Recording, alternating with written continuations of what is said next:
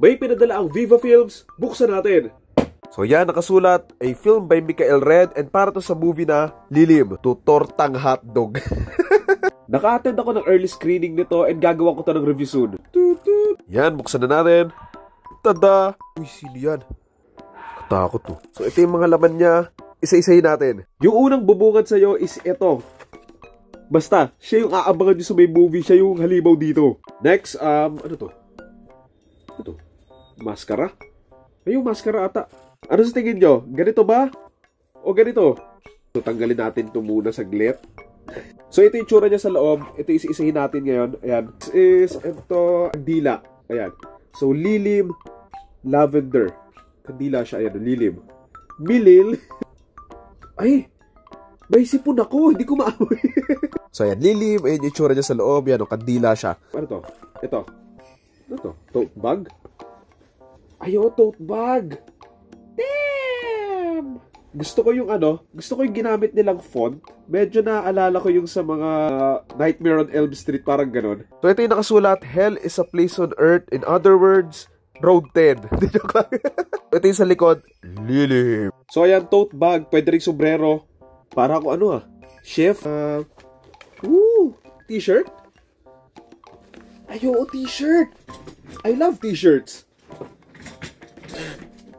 Damn! Ang tanong, sukat ba sa akin to? Ito pala yung itsura niya sa malapitan. Ayan. Ayan yung mga kulto. Tapos ito yung madre. And si Heaven ba to? Sa gilid. Si Heaven. So ayun. Medyo masikip lang siya kasi busog ako. Pero okay siya. Maganda. Gusto ko yung pakiramdam niya. Para siyang waterproof na ewan. Okay, next. What's this? It's speaker. Pero ang cool ng design niya. Para siyang yung, ano ba yan? Tawag dyan. Nakaleya ng plaka. Alam mo yun? Okay, last but not the least, isang notebook. Meron din siyang design na ganito. Ayun yung itsura nung maskara nila. Tsaka medyo itsura din nung kalaban dito. So, ayan yung notebook. Ito yung speaker, kandila, tote bag. And ito yung t-shirt. Ayan, akala ko kanina sa Heaven to. Ito pala. Sa Heaven. Ito pala. Ngayon, subukan natin itong speaker. Pagganahin natin. 开机，蓝牙模式。 Wala yung iconic na the Bluetooth device has disconnected. Bukan natin dito sa isa kong phone. Tinan mo yung isa kong phone. Pwede ka na mag-tic-tac-toe. Tagal. 连接成功。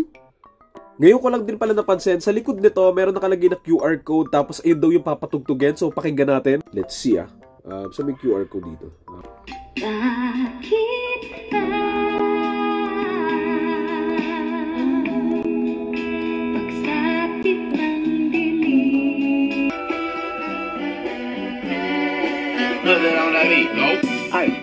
Mas on the beat. Mas on the beat, ho.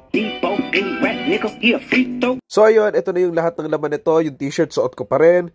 So, ayun. So, ayun. Again, thank you for Viva Films for sending this PR package. Maganda, magagamit ko. And, ayun. Kung gusto nyo panoorin yung Lilim, available ito sa mga sinehan starting March 12 lang. Enjoy!